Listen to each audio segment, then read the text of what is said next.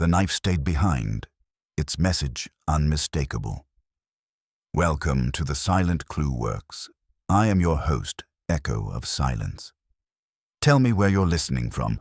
Your comments truly matter to me. Now, into the mystery. It was one of those Tuesday mornings in late March when the New York wind couldn't decide if it wanted to freeze you solid or just shove you aggressively into the gutter. Inside the old brownstone on West 35th Street, the climate was strictly controlled, but the social atmosphere was decidedly chilly. Nero Wolfe was in a mood. This wasn't the brooding silence that usually accompanied a difficult murder case, nor was it the petulant grumpiness that appeared when Fritz Brenner served the Shadrow a minute too long. This was boredom so profound it seemed to have physical weight, pressing down on the furniture. The bank balance was currently healthy, which was unfortunate for me, because a desperate need for money was usually the only lever strong enough to pry Wolfe out of his custom-made chair. He sat behind his desk, a seventh of a ton of immovable genius, glaring at a catalogue of hybrid dendrobiums, as if the flowers had personally insulted his ancestors. I, Archie Goodwin, was currently employed in the high-stakes task of sharpening pencils that were already lethal. "You know," I said, breaking the silence that had stretched for 20 minutes, "I could go down to the corner and mug someone. It would give us something to talk about." Wolfe didn't look up. He turned a page of the catalogue with a precise, minimal movement of his finger. "Your thirst for melodrama is exhausting, Archie. If you are restless, go catalogue the Milton records again. I did that last month." I stood and walked to the window. "There's a car pulling up, a black town car, looking expensive and self-important." I paused, narrating mostly to hear my own voice. "A man is emerging. He's wearing a cashmere coat that costs more than my convertible. He looks like he's being chased by a ghost, or perhaps a very angry creditor." The doorbell rang with sharp insistence. Wolfe finally looked up, his eyes narrowing at the interruption. "If it is a woman, I'm not in. If it is a man selling insurance, I am deceased. If it is anyone else, use your judgment, but bear in mind that I am in no humor for nonsense." I went to the front hall and peered through the one-way glass. The man outside was shivering, but not from the cold. He was pale, his eyes darting nervously as if expecting snipers in the hydrangeas. I recognized him immediately, which takes some doing in a city of 8 million faces. "Mr. Wolfe," the man gasped before I could speak. "I must see him. It is a matter of life and death."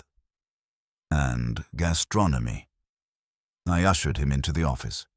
He stood dripping rainwater onto the Persian rug, clutching a leather portfolio to his chest like a shield. He was short, round, and possessed the sort of frantic energy usually reserved for squirrels in traffic. "Mr. Wolfe," I announced, resuming my seat. "This is Monsieur Valerius Taine. He owns the Silver Palette on 64th Street. You said their Riz de Veau was competent 3 years ago, though you took issue with the tarragon." Wolfe nodded microscopically. "I remember. The sauce was adequate. Good morning, sir. So you're dripping on my rug." Taine didn't apologize. He rushed to the desk, hands trembling as he unzipped the portfolio. "Mr. Wolfe, you must help me. I'm being destroyed. My reputation, my art, my life. Everything is under siege." He pulled out a large sheet of cream-colored cardstock. It was a dinner menu, elegant and understated, the kind that doesn't list prices because, if you have to ask, you're shopping in the wrong neighborhood. But the elegance was marred by violence. Stabbed directly through the center, piercing the description of the filet de sole, was a knife. Not a steak knife or kitchen blade, but a slender, curved oyster knife with a mother-of-pearl handle. It pinned the menu to cardboard backing like a specimen in a collection.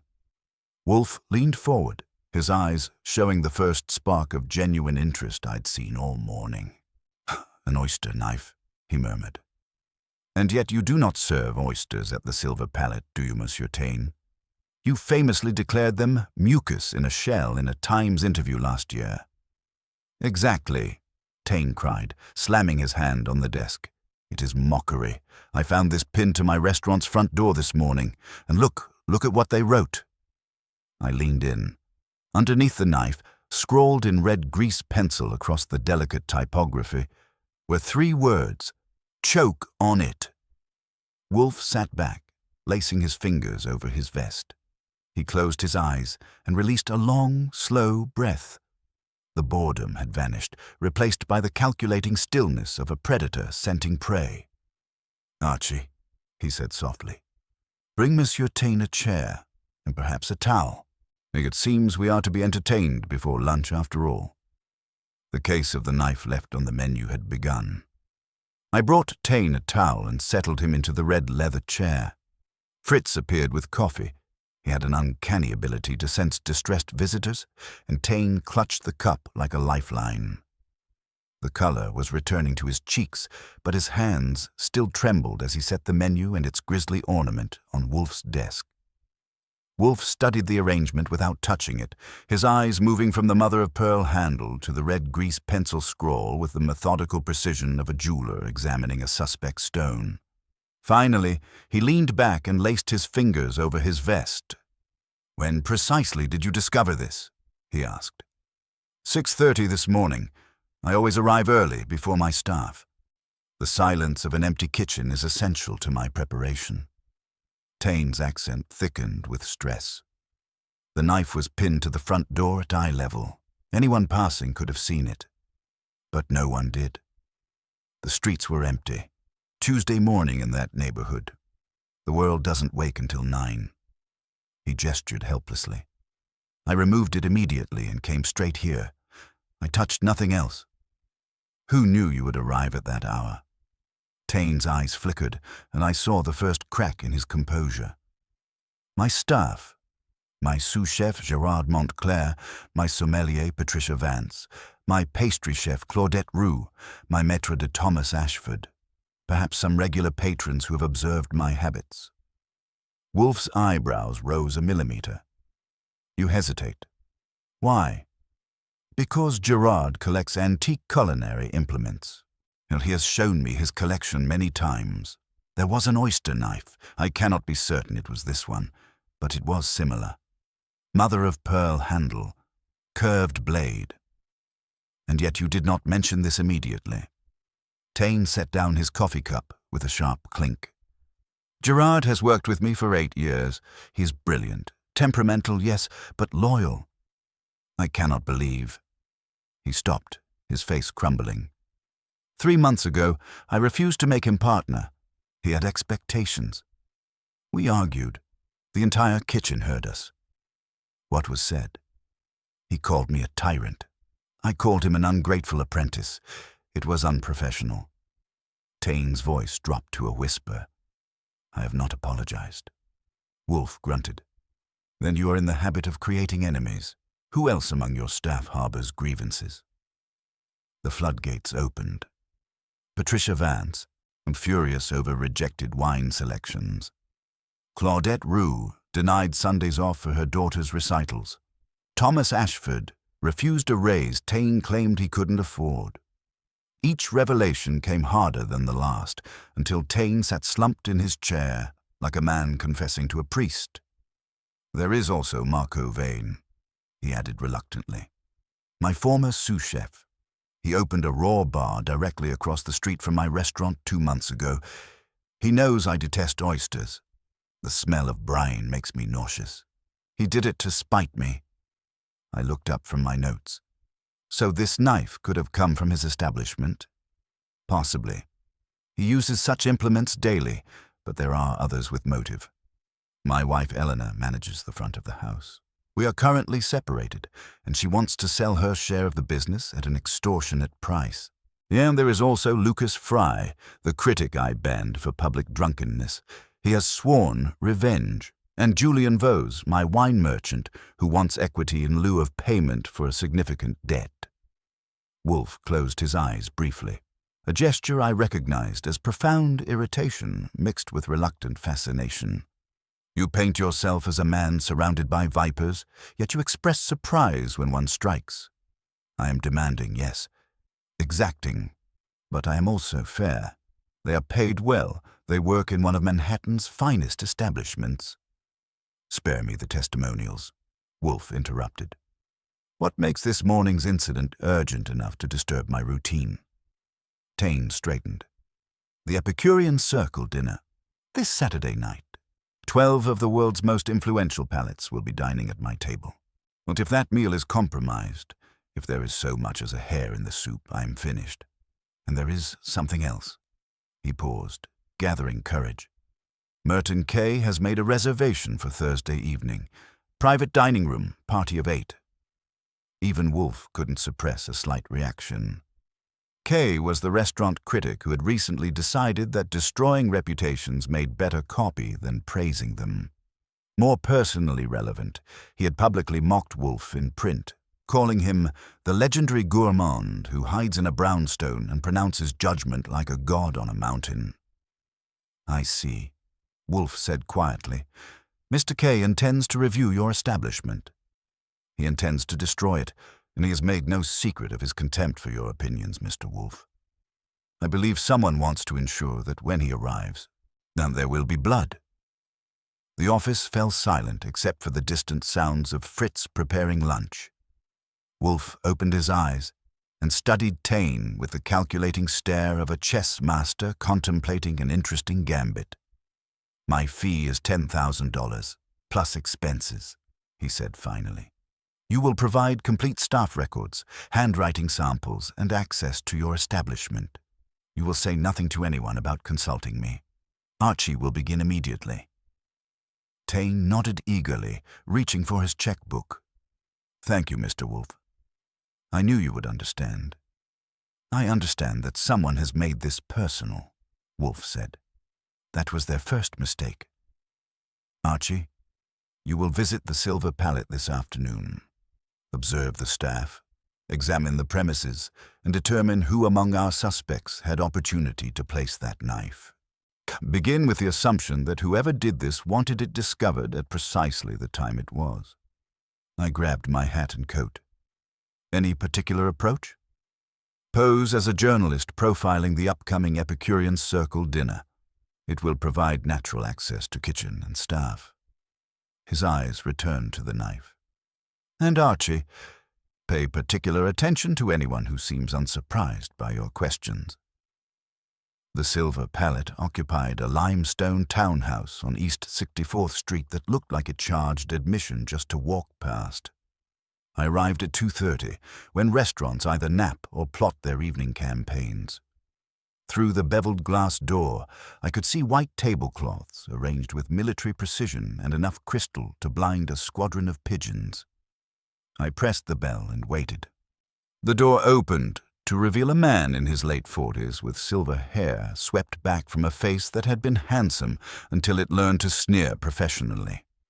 His suit was tailored to within an inch of its life, and his expression suggested I was interrupting something far more important than breathing. We are closed until 5, he said in an accent that placed him somewhere between Oxford and insufferable. Deliveries are accepted at the rear. Archie Goodwin from Metropolitan Palette magazine, I said, producing the press card Wolfe had arranged while I was putting on my coat. I have an appointment with Monsieur Taine regarding the Epicurean Circle dinner. His expression shifted microscopically toward professional courtesy. I am Thomas Ashford, maître d'hôtel. Monsieur Taine mentioned you would be calling. Please, do come in. The dining room whispered money in several languages. Understated lighting, precisely spaced tables, and fresh flowers that probably cost more than my weekly salary. But underneath the elegance, tension hummed like a high-voltage wire. Monsieur Taine is currently indisposed, Ashford said smoothly. The stress of the upcoming weekend is rather telling on him. We are all feeling the pressure. Any particular reason for the stress, beyond 12 hungry critics with expense accounts? His eyes flickered toward the kitchen doors. Perfection is demanding, Mr. Goodwin. When one feels it slipping away, the atmosphere becomes electric. A woman emerged from behind the bar, mid-30s, olive skin, dark hair pulled into a knot that could have deflected bullets. as she moved with the controlled grace of someone accustomed to managing chaos while wearing heels. "Elena Taine," she said, extending a hand. "I manage the front of house." Her grip was firm, her smile careful. "You're here about the circle dinner." "Among other things," I said. "I understand there's been some excitement around here lately. Nothing that would affect Saturday's performance, I hope." Elena and Ashford exchanged a glance that lasted exactly 1 second too long. "Restaurants are emotional places," Elena said carefully. "Tempers run high, especially before important events. But we're professionals." "Of course. Mind if I observe the professionals in their natural habitat?" Ashford led me through the swinging doors into the kitchen, and I stepped into controlled warfare. The space was immaculate steel and white tile, but the atmosphere crackled with barely suppressed hostility. A tall man in chef's whites was breaking down chickens with movements that suggested he was imagining necks other than poultry. A woman with sharp features and flour on her cheek piped cream into pastry shells with violent precision. Near the wine racks, a handsome woman with steel-gray hair made notes with the intensity of a general planning an invasion. "Everyone," Ashford announced, "this is Mr. Goodwin from Metropolitan Palette. He's documenting our preparations for Saturday." The tall man looked up from his chickens. Gerard Montclair had the kind of dark eyes that assessed you like a hanging judge evaluating a pickpocket. "A journalist, how delightful. You're here to witness genius or document catastrophe." "Whichever makes better copy," I said pleasantly. "I understand you've been with Monsieur Taine for 8 years. That's a lifetime in restaurant years." 8 years, 3 months, and 12 days, Gerard said, his knife never pausing. "But who counts?" The bitterness was naked, unconcealed. I noticed his knife roll spread out on the counter nearby, a collection of blades in various sizes, each nestled in its own pocket. One pocket was conspicuously empty, the leather slightly faded where something had rested for years. "Quite a collection," I observed. "You're missing one, though." Gerard's hand froze mid-cut. The kitchen went silent. The woman at the wine rack looked up. The pastry chef stopped piping. "I lent it to a colleague," Gerard said finally, his voice carefully neutral. "An antique piece, mother-of-pearl handle. I'll have it back soon." "Gerard collects antique culinary implements," said the woman at the wine rack, approaching with a bottle of Bordeaux. "Patricia Vance, sommelier. He's quite proud of his collection. Aren't you, Gerard?" Her smile was sharp enough to open letters. Gerard resumed his work without responding. "I'm writing about the circle dinner," I said. "Must be exciting having 12 of the world's most discerning palates at your tables." "Exciting," Patricia repeated flatly. "That's one word for it. Of course, half my wine selections were rejected yesterday. Apparently 15 years of experience is adequate but uninspired." The pastry chef looked up from her work. She was delicate and blonde, with the kind of focused intensity that suggested she could pipe cream or commit murder with equal precision. "Claudette Roux," she said, not offering her hand. "You should photograph my desserts for your article. They're the only thing here worth celebrating. Though I wonder if there will even be a dinner. The way things are going, we may all be unemployed by Saturday." "Claudette, please," Elena began. "Please what?" "Please pretend everything is normal, that we haven't been working in a war zone for weeks." Claudette returned to her pastries, her movements jerky with suppressed anger. I made notes, watching faces, cataloging tensions. "Sounds like there's been some stress lately. Anything specific or just pre-event nerves?" "Mr. Goodwin," Ashford interjected smoothly, "we are professionals dealing with professional pressures. If you'd like to discuss the menu, actually, I'd love to hear about the recent incidents. I understand there was some excitement this morning." The silence that followed was immediate and absolute. 4 pairs of eyes found suddenly fascinating things to stare at that weren't me. "We know nothing of incidents," Gerard said. his voice dropping an octave. "We arrive, we cook, we leave. If Monsieur Taine is seeing ghosts, that is his concern." I smiled and closed my notebook. Well, this has been illuminating, very authentic. Readers love behind-the-scenes drama.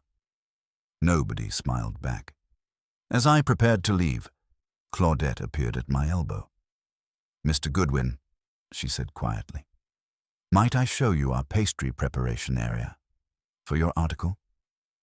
She led me to a corner station, ostensibly to admire her tart shells, but her voice dropped to a whisper. "You're not really here for a magazine story, are you?" "I'm a man of many interests. Archie, Miss Rue." She glanced around nervously. "It wasn't just this morning. Someone put salt in my sugar yesterday, ruined an entire batch of soufflé base. Last week, the wine cellar thermostat was turned up overnight. We lost 3 cases of Burgundy. Someone is sabotaging us piece by piece." "Any idea who?" "We all hate Valerius sometimes. But destroy the restaurant. That destroys us too." She paused. "Unless someone has a safety net. You should talk to Marco Vane across the street. He's been meeting with Gerard after hours. I've seen them." Before I could ask more, Ashford materialized. "Claudette, the tart shells require your attention." She vanished back to her station. I thanked everyone for their cooperation and headed for the door, my notebook considerably heavier with information than it had been an hour earlier. Outside, then I glanced across the street at the neon sign buzzing with aggressive cheerfulness. Vane's Raw Bar. Through the window, I could see a man shucking oysters with movements that looked more like combat than cuisine. I had suspects, motives, and a pattern of sabotage that made the morning's knife look like the latest escalation in a very personal war.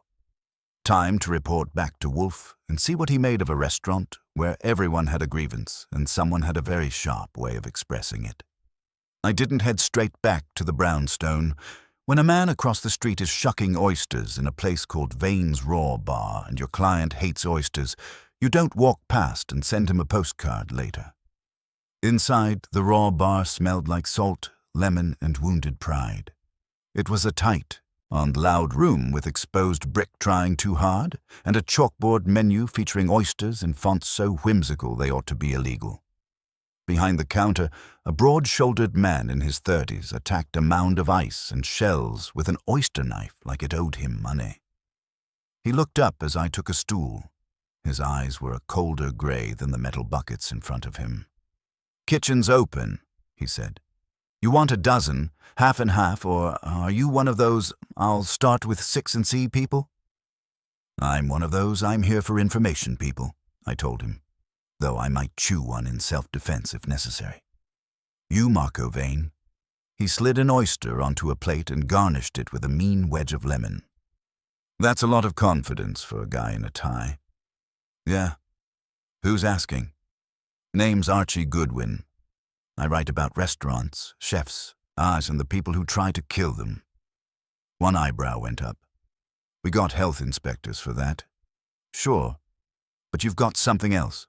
A raw bar pointed like a cannon at your old boss's front door. You knew Valerius Taine hates oysters before you put your first shell on ice." He smirked. "I worked in that kitchen for 6 years. I know what makes him itch. The man banned staff from eating sardines anywhere on the block for olfactory reasons. Opening a raw bar here was a public service. And a declaration of war." His knife flashed, quick and precise. Plain wooden handle, stainless blade, nothing fancy like mother of pearl. "Call it competition. New York can handle 2 places on one street, even if one of them is past its prime. Rough morning for the silver palette," I said. "You hear about it?" "I heard cops didn't show." "So no, I didn't hear anything." His tone said he'd heard plenty, and fast. "Someone left an oyster knife pinned through their menu on the front door. Interesting choice of weapons, given the circumstances." He laughed once, short and sharp. "That's poetic. I'll give them points for theme." "Gerard Montclair says he lent a mother-of-pearl handled antique to a colleague. Anyone here into collectibles?" "Gerard." he repeated, savoring the name, still whining about being a genius in chains. We talk sometimes, chef to chef, but I don't borrow toys. I use tools. He held up his own knife. Clean, functional, unmarked. Claudette Roux says she's seen you and Gerard meeting after hours. He stopped shucking and looked at me fully. She talks too much. We met twice. Here, public. Once to catch up, once because he wanted to blow off steam about Valerius. That restaurant is a pressure cooker with the safety valve welded shut. Anybody over there angry enough to start loosening bolts? His jaw tightened. Pick one. Elena, who wants out but can't get her money. Patricia, who's tired of being told her palate is inadequate. Thomas, who thinks he should be running the place. Gerard, who thinks he already is. Claudette, who thinks a missed pastry is a crime against humanity. Valerius breeds resentment like sourdough starter. But not you. Oh, I hate his guts, Marco said evenly. But I left. I built my own place. If he wants to ruin himself, he doesn't need my help. I don't need to sabotage Valerius. I just need to serve better food to happier customers. He slid an oyster toward me. On the house. If you survive it, you can write that down. I ate it, mostly out of spite. It was cold, briny, and annoyingly good. I thanked him and left with the sense that while Marco was happy to watch Valerius burn, he preferred to do it with competition, not cutlery. By the time I got back to the brownstone, it was nearing 5, and the orchid rooms had disgorged Wolfe to his office. He was behind his desk, the offending menu and its impaled knife resting carefully on a blotter. Well, he demanded. If you like harmony, I recommend staying away from the silver palette. If you like suspects, we're in Fat City. I gave him the complete rundown, Ashford's smooth evasions, Elena's careful management, Gerard's missing knife and damaged pride, Patricia's wine rejections, Claudette's sabotage reports, and Marco's competitive but distant hostility. Wolfe listened with his eyes closed. When I finished, he regarded the menu thoughtfully. We must distinguish demonstration from destruction, he said finally.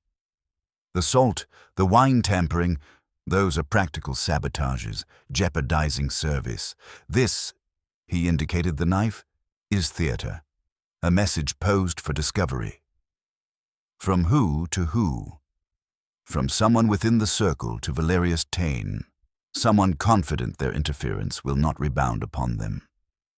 He steepled his fingers. The author of this performance is calculating.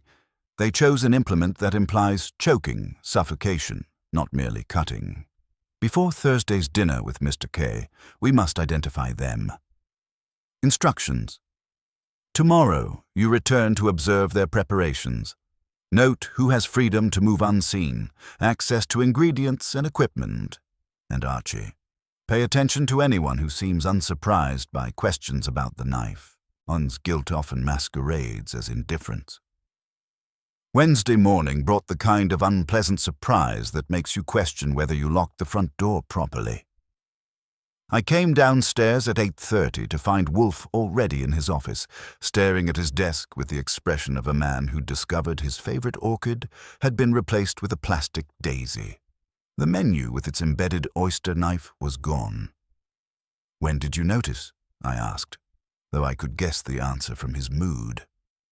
7:43. I came down early to examine it more closely before the day's interruptions began. His voice carried the controlled fury of a man whose sanctuary had been violated. Fritz heard footsteps on the stairs at 1:20 this morning. Light steps. Not mine, not yours. I did a quick inventory of the office. Everything else appeared untouched, which made the theft more pointed than random. Anything else missing? Look in your desk. I pulled open the top drawer of my desk. The Taine file sat exactly where I'd left it, but underneath my notes was a single sheet of cream-colored cardstock. Restaurant letterhead. No knife this time. Just 3 words in red grease pencil. You're late to the party. Same hand as the original message. Wolfe observed. Same implement, same theatrical instinct. But this represents a significant escalation. They have brought their performance into my house. Which means they're either very confident or very stupid. Or both. The combination can be useful. He leaned back, fingers steepled. This person believes their plan is already in motion and unstoppable.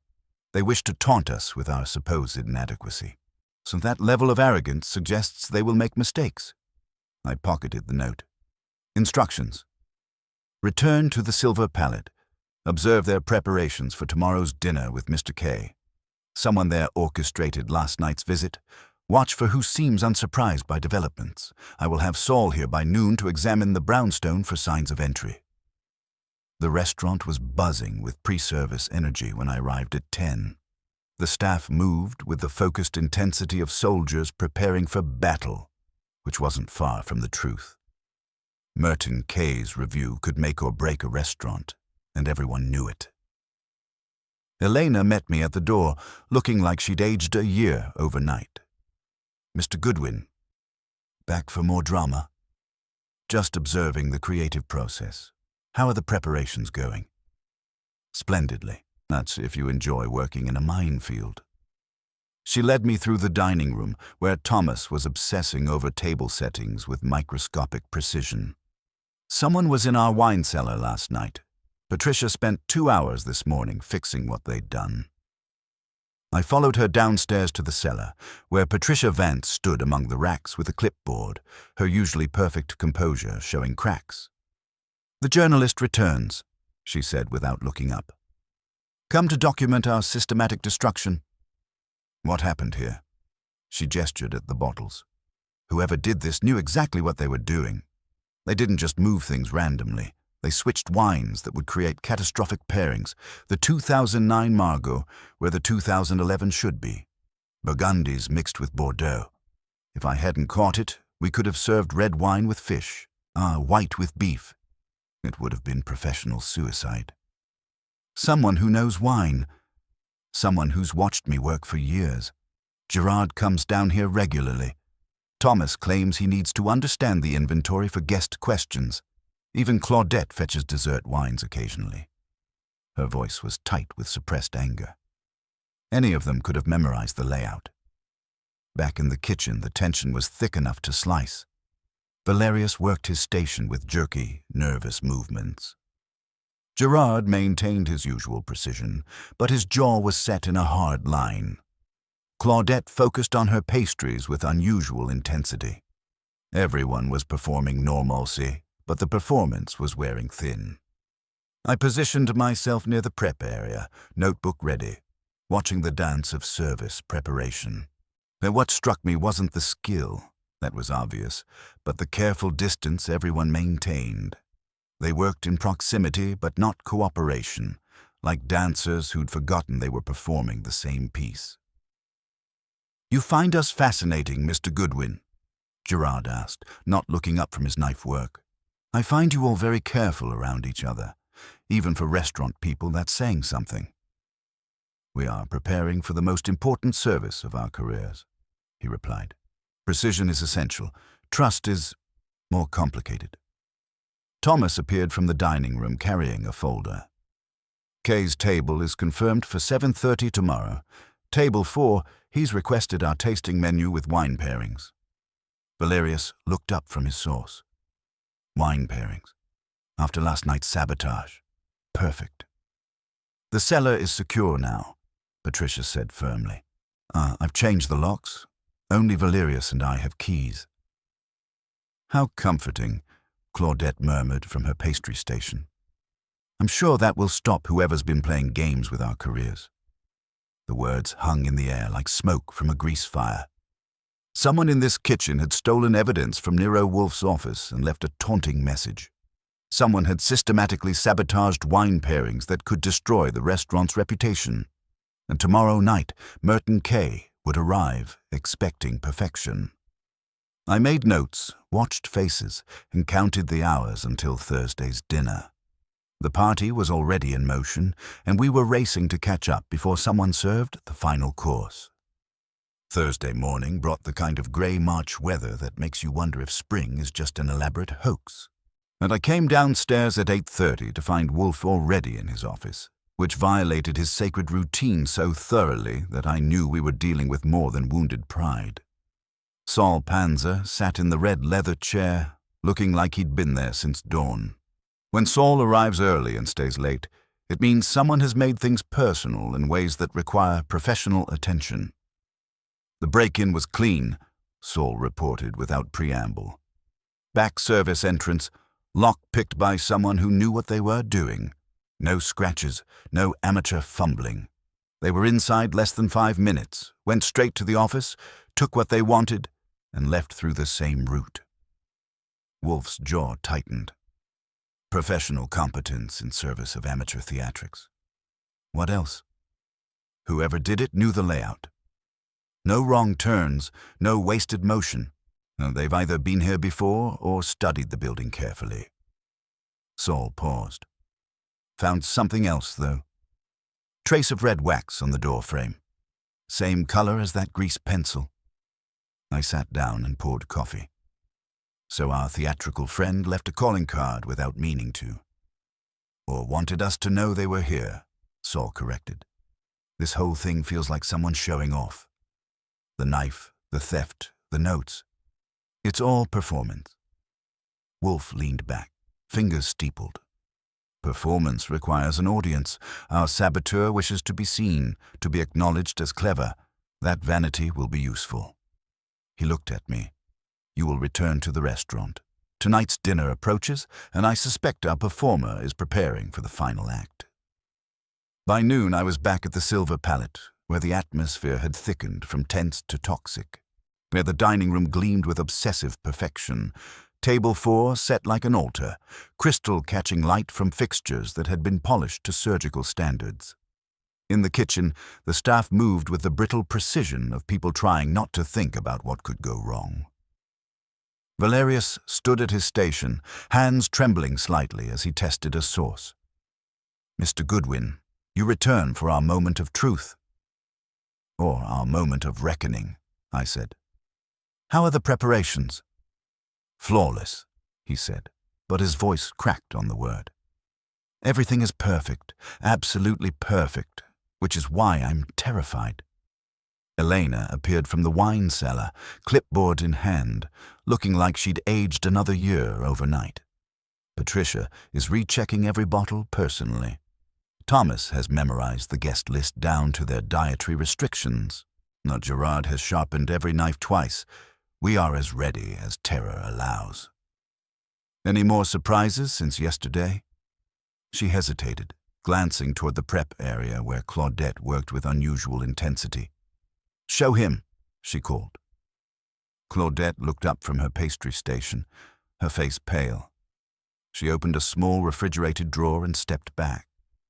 Inside, nestled among her carefully arranged garnishes, sat a single raw oyster on the half shell, perfectly shucked and gleaming with brine.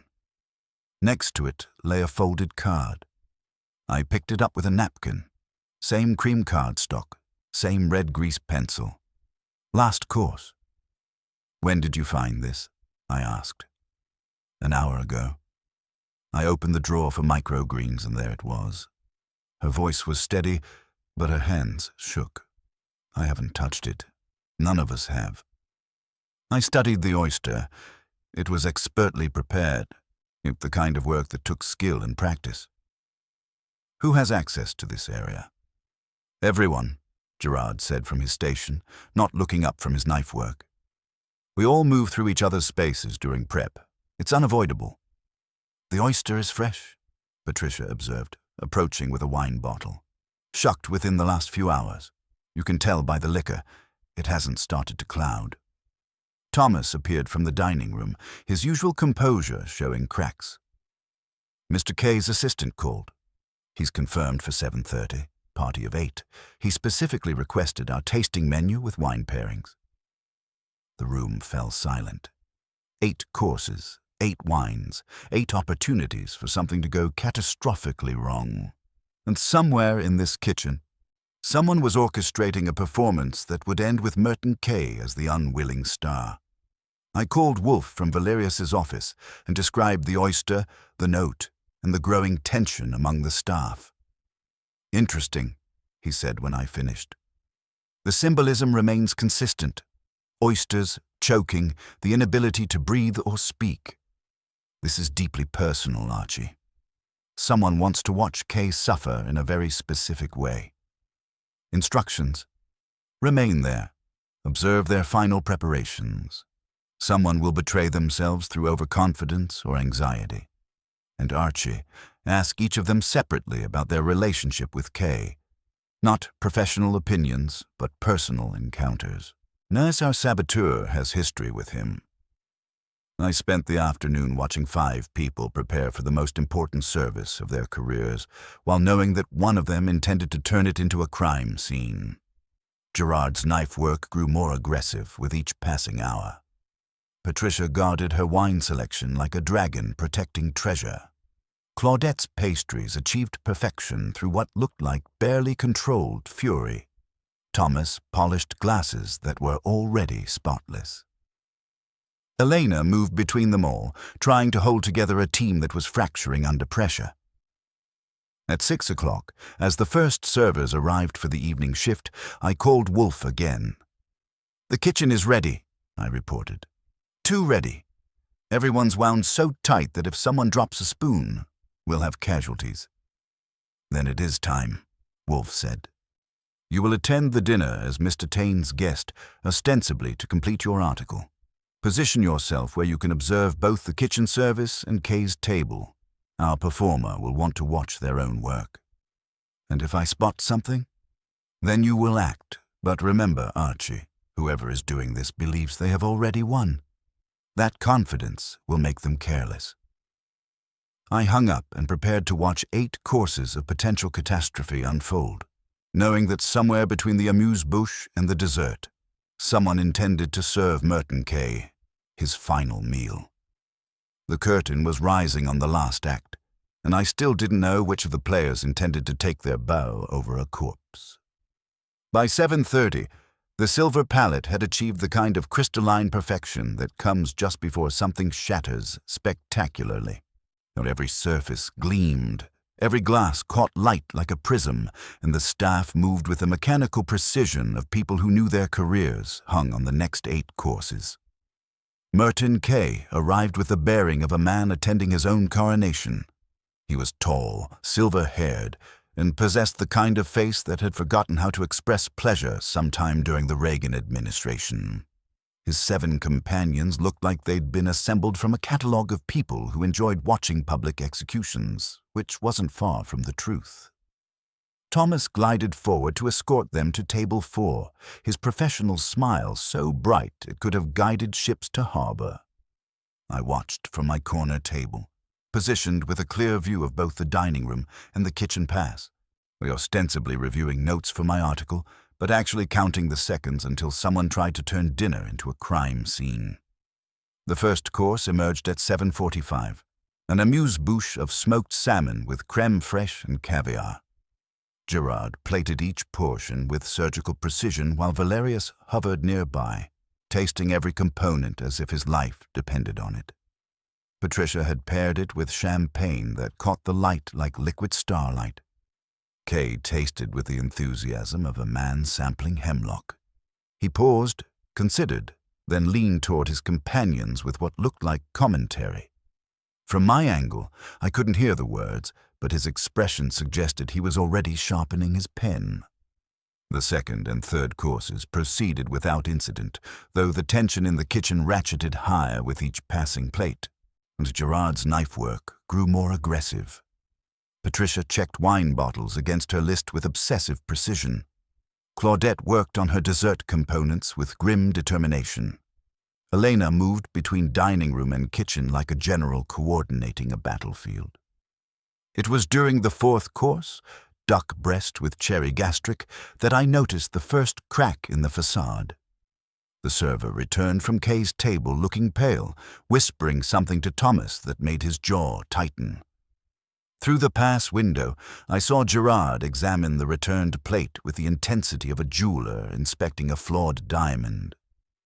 "He sent it back," the server said, loud enough for me to hear. "Said the sauce was too sweet." The kitchen went silent. Gerard's knife stopped mid-cut. Valerius closed his eyes briefly, absorbing the blow. But when I looked at the returned plate, the duck was perfect, medium rare with crisp skin glistening under the kitchen lights. The sauce was Gerard's signature, a balance he'd perfected over 8 years. Kay was playing games, testing the kitchen's composure before delivering his verdict. The 5th course went out flawlessly, but Kay's commentary grew more animated, his gestures more dismissive. I could see the kitchen staff wilting with each whispered report from the nervous servers. Then came the 6th course, halibut with beurre blanc. Patricia had paired it with a white burgundy she had personally selected from the newly secured cellar. I watched her decant it herself, her movements careful and deliberate, then carry the crystal vessel toward the dining room. As she passed my table, something made me look closer. The wine was clear, to deep gold. Perfect, except for a faint shimmer near the surface that didn't look quite right. I was out of my chair before I'd fully processed what I'd seen. "Miss Vance," I said quietly, intercepting her path to table 4. "A moment." She stopped, eyes flashing with professional annoyance. "Mr. Goodwin, I'm in the middle of service. This wine needs to breathe properly with the fish." "I think it's breathed enough. Mind if I check the vintage?" "This is highly irregular. It's a 2011 Chassagne Montrachet. Please step aside." "Humor me." I took the decanter from her hands. She was too shocked by the breach of protocol to resist. Holding it to the light, I could see what had caught my attention. The wine was perfect, but there was something else. A faint, oily residue swirling near the surface that definitely wasn't grape-derived. "What exactly did you add to this?" I asked quietly. Her face went white. "I added nothing. This is straight from the bottle." "Then someone else did. Take this back to the kitchen. Open a fresh bottle at the table in front of them." She nodded shakily and turned on her heel. I followed her back into the kitchen where the sight of the returned wine decanter caused immediate alarm. "What is wrong?" Valerius demanded. "Why is the wine back?" "Contamination," I said simply. "Someone added something to it." Patricia poured a small amount into a clean glass and held it to the light. The oily residue was more visible now, creating an iridescent film on the surface. "Oil-based," she said, her sommelier's training taking over. "But not cooking oil. Something else. Something that would cause—" She stopped, her face going pale as understanding dawned. "Throat irritation," I finished. "Choking. Difficulty breathing. Am I right?" The kitchen went dead silent. Gerard's knife remained frozen above his cutting board. Claudette had stopped piping entirely. Thomas stood in the doorway, having just returned from the dining room. "Who had access to this decanter?" I asked. "I prepared it 20 minutes ago," Patricia said, her voice trembling. "Set it on the station to breathe. Then I went to check the cellar temperature logs. When I returned, anyone could have tampered with it," Gerard said grimly. "We all moved through that station during service." I looked around the circle of faces. Someone in this kitchen had just tried to poison Merton Kay with a substance designed to make him choke publicly, dramatically, and in front of his guests and colleagues. The symbolism was perfect. A critic who made his living with words, silenced by his own inability to breathe. "The dinner must continue," Valerius said finally. "But every bottle opens at the table, every plate inspected. No exceptions." The remaining courses proceeded under a cloud of suspicion and terror. Every movement was watched, every preparation scrutinized. Patricia opened wine bottles in full view of Kay's table, her hands shaking slightly as she poured. The final course, Claudette's chocolate soufflé, went out perfect and untampered. At 10:15, Kay finished his dessert, wiped his mouth with surgical precision, and departed without a word. His silence was more ominous than any criticism. The staff collapsed the moment the door closed, but the night was far from over. "Now, everyone to the office," I announced. "Now, Mr. Wolfe is expecting a call, and I think we have enough evidence for him to serve the final course." They filed into Valerius's cramped office, exhausted, frightened, and eyeing each other with naked suspicion. I dialed the familiar number. "Mr. Wolfe," I said when he answered. "The performance is over. Nobody died, but they tried hard with something in the wine that would have made Kay choke very publicly. Throat irritation, consistent with our theme." Wolfe's voice rumbled through the phone. Symbolic justice, the critic silenced by his own inability to speak.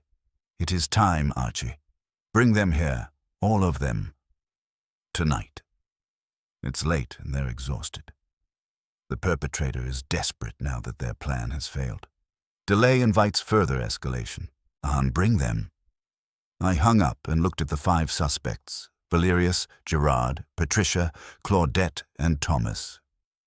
Elena had joined us, making 6 people who'd had opportunity to tamper with that wine. "Get your coats," I said. "We're taking a field trip to West 35th Street. Nero Wolfe is ready to explain exactly who tried to turn dinner into a choking hazard, and why." The case of the knife left on the menu was approaching its final course, and this time, Wolfe would be serving the justice.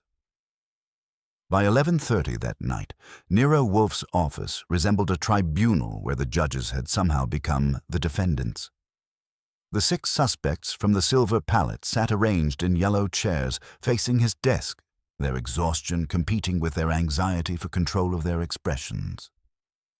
Valerius clutched his coffee cup like a lifeline, and Elena maintained her professional composure through sheer will. Gerard's jaw was set in a hard line. Patricia sat rigidly upright, her sommelier's training keeping her spine straight even as her world tilted. Claudette appeared smaller than usual, hands folded in her lap with uncharacteristic stillness. Thomas had achieved the neutral expression of a man who'd survived worse dinner parties than this. Wolfe surveyed them with the methodical attention of a botanist examining specimens for disease. He'd changed into a fresh yellow shirt and his darkest brown suit, what I recognized as his formal attire for delivering verdicts. "You are here," he began, his voice carrying the weight of absolute authority, "because one among you has conducted a campaign of theatrical terrorism against the Silver Palette, culminating in tonight's attempted poisoning of Merton Kay. This was not random malice or simple sabotage. It was performance art with a very specific audience and message." Valerius shifted forward. "Mr. Wolfe, we're exhausted. The service nearly killed us all. Can't this wait until—" "No." The single word cut through the air like a cleaver through bone. "Tomorrow, evidence disappears. Memories become convenient. Stories align. We finish this now, while truth still has the advantage." Wolfe leaned back, fingers steepled over his vest. The pattern began with symbolic violence, an oyster knife pinned through your menu, Monsieur Taine, with the message, "Choke on it." This was followed by systematic sabotage. Salt substituted for sugar, wine temperatures altered, cellar inventory deliberately scrambled. And each incident required intimate knowledge of restaurant operations and unrestricted access to kitchen and storage areas. "Any of us could have done those things," Gerard said grimly. "We all work in each other's spaces." "Indeed. But the escalation reveals the true nature of this campaign. The theft from my office, the taunting message, the oyster left in Miss Rue's station with 'last course'. Tonight's contamination of wine specifically intended for Mr. Kay." Wolfe's eyes moved across their faces like a searchlight. This was never about destroying the restaurant. It was about using the restaurant as a stage for a very personal form of justice. He turned his attention to Patricia. Miss Vance, you prepared the contaminated decanter. You had exclusive access to the wine cellar after the locks were changed. You've expressed bitterness over rejected selections and professional humiliation. Patricia's knuckles whitened on her purse. I saved the service tonight. If Mr. Goodwin hadn't stopped me from serving that wine. Precisely. You were the unwitting instrument, not the architect. Your genuine shock at the contamination eliminated you from suspicion. Wolfe shifted his gaze. Mr. Ashford, you control reservations, guest information, service timing. You knew exactly when Mr. K would arrive and what he would be served. Thomas straightened. I've served this establishment faithfully for 12 years, Mr. Wolfe. I would never jeopardize. Your reputation for reliability is noted. It also makes you an unlikely candidate for such theatrical excess. You prefer order to chaos, control to spectacle. Wolfe's attention moved to Gerard. Mr. Montclair, you possessed the oyster knife used in the initial message. You've expressed profound resentment over being denied partnership. You had motive, means, and opportunity. Gerard's eyes flashed. I wanted to leave, yes. Start my own place. But I would never poison a guest. That violates everything I believe about cooking, about hospitality. Food is sacred. A chef's respect for ingredients runs too deep for such desecration, Wolfe agreed. Which brings us to the technical aspects of tonight's attempt. The substance in the wine was not a traditional poison.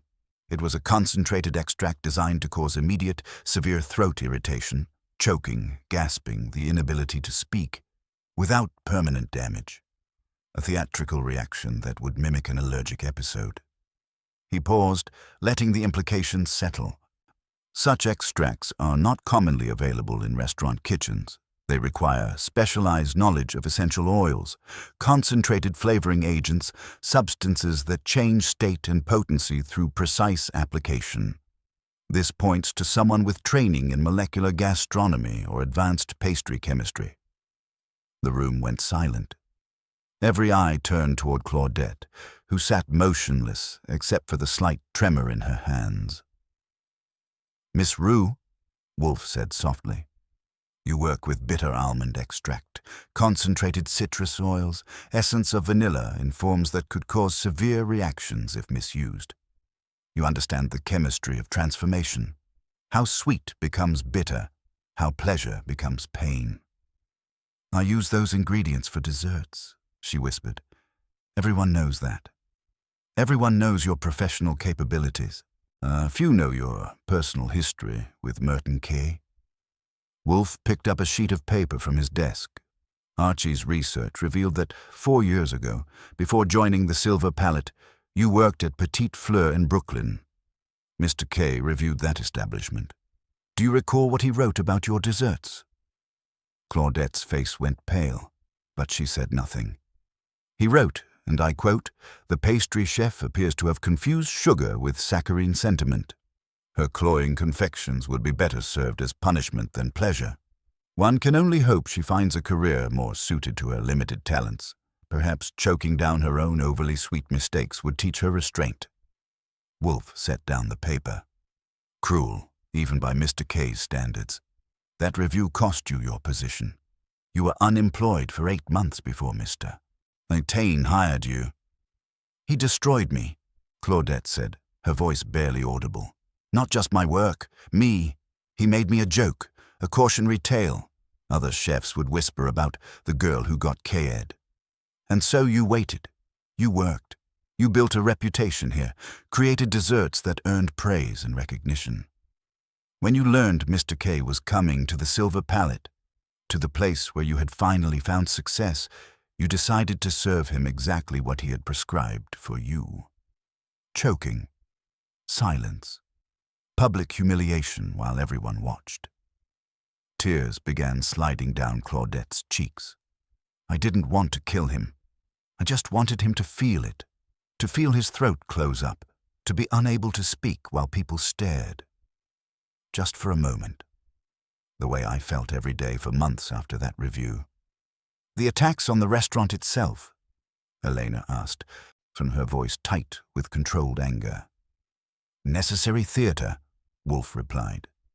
Miss Rue needed to create an atmosphere of chaos and incompetence, ensuring that when the accident occurred, it would appear to be part of a larger pattern of kitchen failures rather than a targeted assault.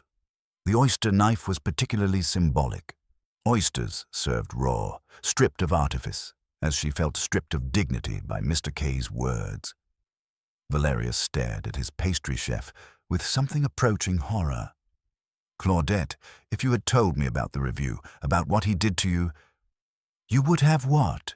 She snapped, her composure finally cracking completely. Cared? You don't care about any of us beyond what we can produce. Do you know how many of my daughter's school events I've missed because you demanded perfection? How many Sundays, birthdays, recitals? I asked for one afternoon off to watch her perform, and you said my priorities were misaligned. The accusation hung in the air like smoke from a grease fire. Valerius opened his mouth, then closed it, unable to form a defense. So you decided to destroy both Mr. K and Mr. Taine, Wolfe observed. Two men who had, in different ways, silenced you. I decided to make them both understand what it feels like to lose everything, Claudette said, wiping her eyes with the back of her hand. K destroys people for sport. Valerius destroys lives for perfection. Neither of them cares about the damage they leave behind. Wolfe leaned back in his chair. The physical evidence supports this conclusion. The red wax found at my brownstone matches the sealing wax you use for your signature dessert boxes. The handwriting on the messages corresponds to samples Archie obtained from your prep notes. The technical knowledge required for tonight's contamination points directly to your expertise with concentrated extracts. He paused, studying her with something that might have been sympathy. You are a talented woman, Miss Rue. Your desserts have been the finest element of the Silver Palette's menu, but talent corrupted by bitterness becomes poison, and poison, once released, destroys indiscriminately. The office fell silent except for the distant sounds of the city beyond the brownstone's walls. Finally, Valerius spoke. What happens now? Do we call the police? Wolfe considered. That depends on Miss Rue's willingness to accept responsibility and seek appropriate help for the trauma that drove her to this extreme. The attempt failed, though no physical harm was done. A quiet resignation and departure from the city would avoid the public scandal she intended to create. Claudette looked up, her face streaked with tears but her voice steady. The soufflé was perfect tonight. Even Kay ate every bite. That's something, isn't it? She stood slowly, gathering her purse and coat. I'm sorry, Valerius. Not for trying to hurt Kay. He deserved it, but for using your restaurant as my weapon. That wasn't fair to the others. She walked to the door, then turned back. Take care of my dessert station, and maybe try to remember that we're people, not just tools. The heavy front door clicked shut behind her, leaving the remaining 5 to contemplate the wreckage of their carefully constructed professional relationships. Well, I said, closing my notebook, that's one way to clear the table. Wolfe poured beer from the bottle Fritz had left on his desk, watching the foam rise with scientific interest. A lesson in the chemistry of resentment, Archie. A single bitter ingredient, allowed to concentrate over time, can ruin even the most carefully prepared dish. He took a sip and picked up his book, signaling that the case was closed, the menu cleared, and justice, cold and precisely measured, had been served. The knife left on the menu had finally found its target, but like all revenge, it had cut both ways. The office emptied like a theater after a tragedy, each character departing with their own interpretation of the evening's revelations. Elena rose first, her professional composure cracking just enough to reveal steel underneath. We'll discuss my departure terms tomorrow, Valerius, and I'm done managing disasters I didn't create. Gerard followed, pausing at the door with his coat half buttoned. The Epicurean Circle dinner is Saturday. I'll work it because I'm professional. After that, we talk partnership or I find my own kitchen. His eyes met Valerius's briefly. Choose carefully which option destroys you faster. Patricia gathered her purse with trembling hands. I'll need new locks for the wine cellar, and perhaps new staff to trust with the keys. Thomas simply nodded once, his diplomatic training intact even in defeat, and glided toward the door with practiced neutrality. When the last footstep faded on the stoop, Valerius remained slumped in the yellow chair like a man who'd discovered his life's work was built on quicksand. He pulled out his checkbook with mechanical precision, to each number written slowly as if signing his own confession. 10,000 as agreed, he said, placing the check on Wolfe's desk, plus a bonus. You solved the case, prevented catastrophe, saved my reputation. I should be grateful.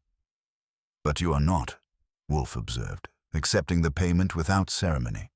I'm horrified, not by what Claudette did, but by what I apparently am. Valerius's voice carried the hollow ring of unwelcome self-knowledge. She was right about the recitals, the Sundays, the grinding pressure. I told myself I was building excellence, but I was just consuming people. Wolfe set down his beer glass with deliberate care. Self-awareness is uncomfortable, Monsieur Taine. Most avoid it for precisely that reason. However, if you insist on counsel, excellent cuisine requires more than technical precision. It requires heart. You cannot inspire passion while crushing spirits.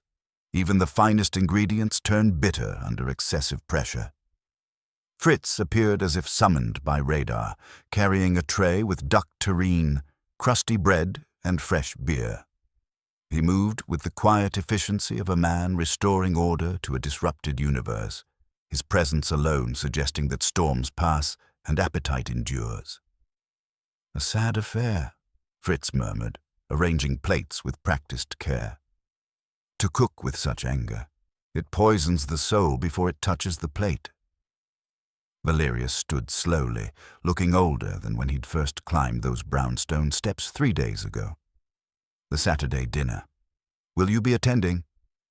My involvement is concluded, Wolfe said, opening his book with the finality of a man reclaiming interrupted routine.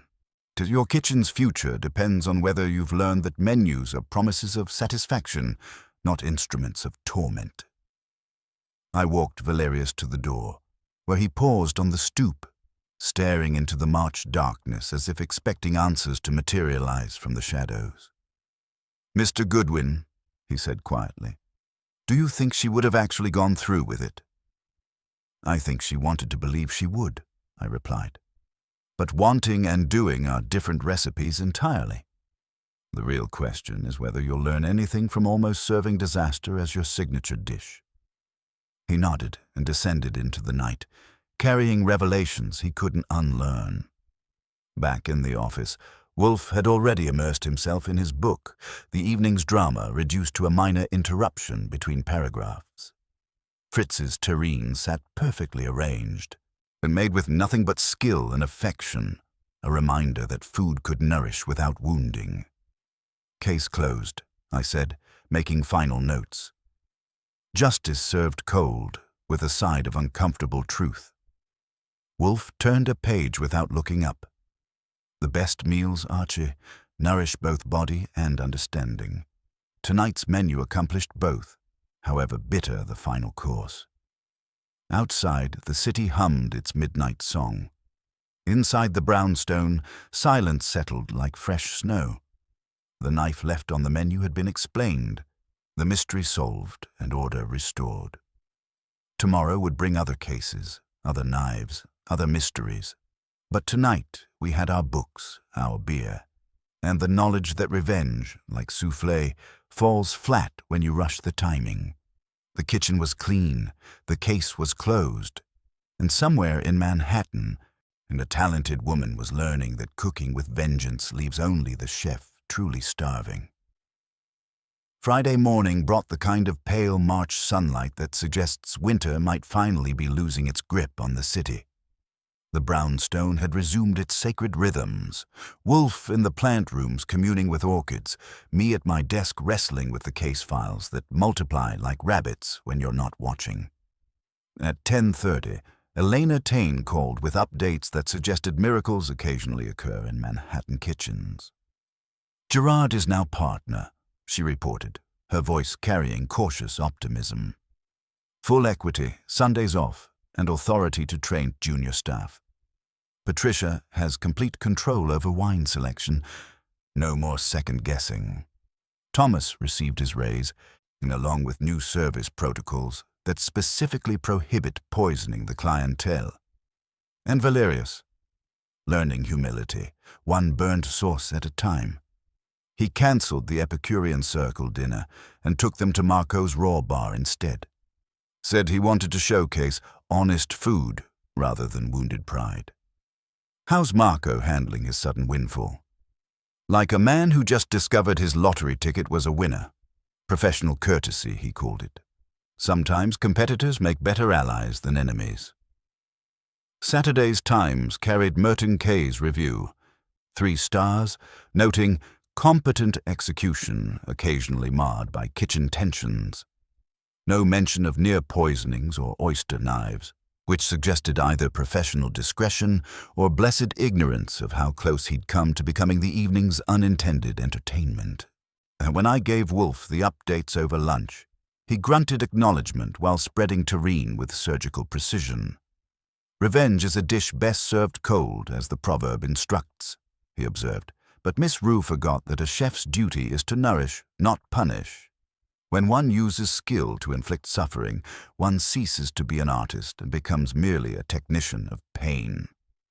"Think she'll try again somewhere else?" "Doubtful. Injury has been named and its source acknowledged. That often diffuses the impulse toward dramatics." He reached for his beer. Besides, fear is a potent instructor, though habit remains a stubborn student. Monsieur Taine may improve temporarily, sir, but the appetite for control is as difficult to curb as the appetite for shad roe. The phone rang once more that afternoon. Saul reporting that Claudette had purchased a one-way bus ticket to Portland, her daughter already enrolled in a new school. Sometimes the longest journey is the one away from yourself. By evening, the case existed only as a completed file in my desk drawer and a satisfied check in Wolfe's safe. The brownstone settled into its familiar silence, broken only by the distant sounds of Fritz preparing dinner and the rustle of pages, as Wolfe returned to his orchid hybridization manual. "Case closed," I announced, turning off the desk lamp. Wolfe looked up from his book. "Until the next knife appears on someone's menu, demanding we explain why appetite so often leads to catastrophe." Outside, New York continued its eternal dance of ambition and appetite. Inside, order prevailed. Justice had been served at the proper temperature, and somewhere in the city, restaurants continued offering courses that either nourished or wounded, depending on whether the chef cooked with passion or poison. The knife left on the menu had found its explanation. Tomorrow would bring other mysteries, other knives, other opportunities to prove that the sharpest blade in any kitchen is understanding wielded with precision. But tonight there would be Fritz's duckling, cold beer, and the comfortable silence of a case well closed. 2 weeks later, the brownstone had resumed its sacred rhythms, though the morning mail brought reminders that some disruptions leave permanent marks. A letter from Valerius arrived on expensive stationery, reporting that Gerard was now full partner. Patricia ruled the wine cellar without interference, and Thomas had received both his raise and newfound respect. Elena had departed with a generous settlement and her dignity intact. "The Saturday service proceeded without poisoning the clientele," I read aloud to Wolfe over lunch. "He considers this progress." "Minimal competence masquerading as virtue," Wolfe replied, but without heat. He was focused on Fritz's perfect veal blanquette, which demonstrated that some kitchens still understood food as offering rather than weapon. The same mail brought a small package from Portland. No return address, just careful wrapping around a single macaron. Lavender and honey, constructed with the kind of precision that requires both skill and patience. I recognized Claudette's work immediately. Archie Wolfe examined it with scientific interest. Miss Rue has learned something valuable, that talent divorced from bitterness creates beauty rather than destruction. He wrapped it carefully. Give it to Fritz. He will understand the gesture without requiring explanation. In the kitchen, Fritz received the macaron like a benediction, holding it to the light before placing it reverently in the refrigerator. Some offerings transcend their ingredients to become statements of redemption. That evening, over Fritz's coq au vin and a burgundy that needed no sabotage to achieve perfection, Wolfe delivered his final verdict on the case. The fundamental error, Archie, was confusing justice with satisfaction. Miss Rue believed that making Mr. K choke would somehow heal her own wounds. But revenge is merely the mirror image of injury. It reflects pain without curing it. So what does cure it? Distance, time, and the recognition that one's worth cannot be determined by the cruelest voice in the room. He refilled his wineglass with ceremonial precision. She has left both the kitchen where she was wounded and the kitchen where she sought to wound others. Perhaps now she can find one where she simply cooks. The phone had rung once more that week. Valerius reporting the Silver Palet's first 4-star review under Gerard's partnership and his own tentative experiments with treating staff as human beings rather than kitchen equipment. "You saved more than my restaurant," he'd said. "You taught me that excellence achieved through cruelty feeds no one." When I relayed this to Wolfe, he merely grunted. He saved himself. I simply presented him with a bill he couldn't avoid paying.